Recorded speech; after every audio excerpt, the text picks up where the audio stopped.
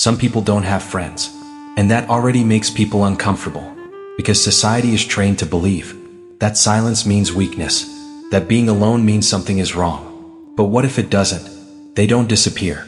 They observe. While everyone else performs for approval, they refuse to act. They learn something early.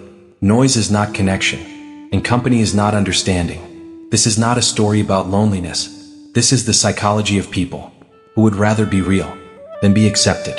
And once you truly understand them, you'll realize they were never alone.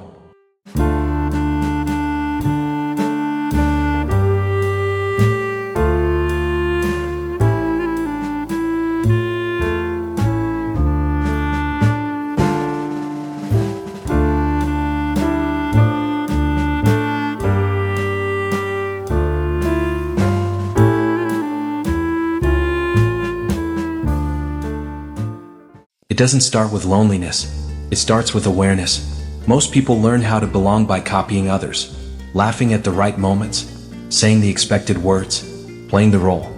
But some people don't adapt that easily. They notice the gap between what people say and what they actually mean. They sense tension behind smiles. They hear silence inside conversations. And once you see that, you can't unsee it. These people don't avoid others. They just don't fake comfort. They would rather sit alone in a room than sit among people while pretending to be someone else. Over time, distance becomes a habit, not because they hate people, but because they value psychological ownership. They choose self-restraint over performance, observation over noise, depth over numbers. This is the first stage, not rejection, not trauma, but the moment someone realizes that belonging should never cost authenticity. And from that moment on, the world starts to feel louder, and they start to feel further away. At some point they do try. They enter rooms. They sit among people. They speak carefully. But every interaction feels like a test. Every word feels measured. Every reaction feels monitored. Not because others are cruel, but because their mind never turns off. They overread tone. They replay conversations. They notice small shifts others ignore. And slowly, connection starts to feel exhausting. So they pull back. Not suddenly, but quietly. They learn that peace comes from control, and control comes from distance. It's not fear that drives them away. It's mental cost. They protect their energy. They limit exposure. They choose environments where silence doesn't require explanation. To the outside world, it looks like avoidance, but inside, feels like survival. Because when interaction demands performance, solitude becomes the safest place to breathe. Eventually, it stops feeling like a choice. It becomes a pattern. They arrive early and leave before anyone notices. They sit on the edges of rooms. They choose corners, back seats, quiet exits, not because they don't want connection, but because they don't want exposure. They learn how to stay invisible, how to observe without being observed, how to exist without demanding space. Phone in hand, headphones on, eyes down. These aren't habits of distraction. They're habits of protection. Work replaces conversation. Routines replace relationships. Control replaces uncertainty. And slowly, without realizing it, their world becomes smaller, but quieter. From the outside, it looks like isolation, but inside, feels like order. Because when interaction feels unpredictable, distance starts to feel safe, and safety becomes addictive. For them, the fear isn't people. It's exposure, being seen, being evaluated, being misunderstood. They walk into rooms, already bracing for judgment, not because someone said something, but because their mind fills the silence with imagined reactions. Every laugh sounds personal. Every glance feels deliberate. Every pause feels like failure. So they shrink. They lower their voice. They reduce expression. They disappear in plain sight. This isn't shyness. It's hyper-awareness, a constant internal scan, checking tone, body language, approval. And when the cost of being visible becomes too high, avoidance feels rational. Because in their world, being unseen isn't hiding. It's relief.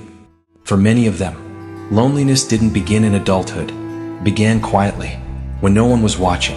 As children, they learned to be low maintenance, to stay out of the way, to need less, not because they wanted to, but because attention felt unpredictable. Sometimes warmth came with conditions. Sometimes silence came without warning. So they adapted. They stopped asking questions. They stopped sharing thoughts. They learned that being self-contained was safer than being vulnerable. Over time, independence replaced comfort. Self-control replaced trust. And what looks like emotional distance today is often just a child who learned too early that connection could disappear. They didn't grow up cold. They grew up careful.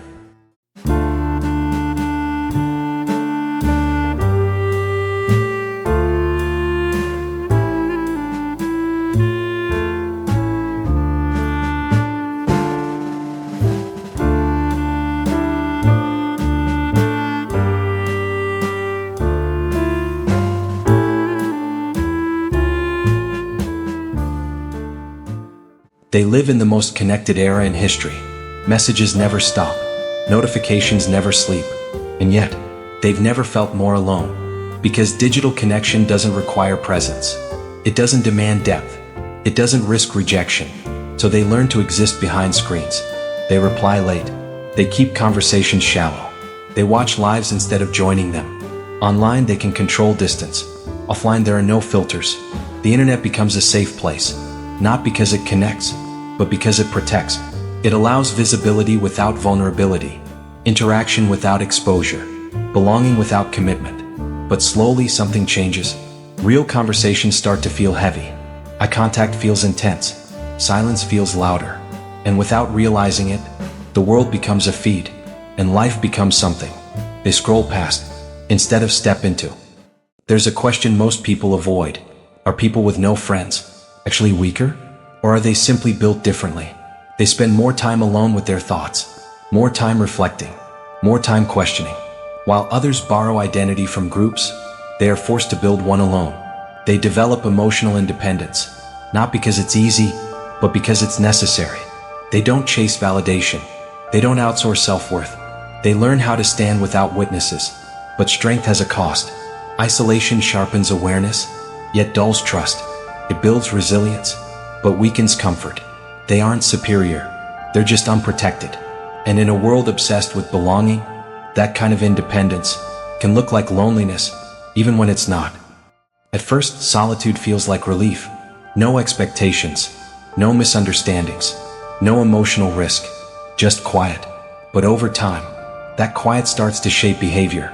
They begin to prefer distance, not because it's better, but because it's familiar. The mind adapts. Solitude becomes predictable. People become variables. And when predictability feels safer than connection, withdrawal stops feeling like avoidance. It starts feeling like identity.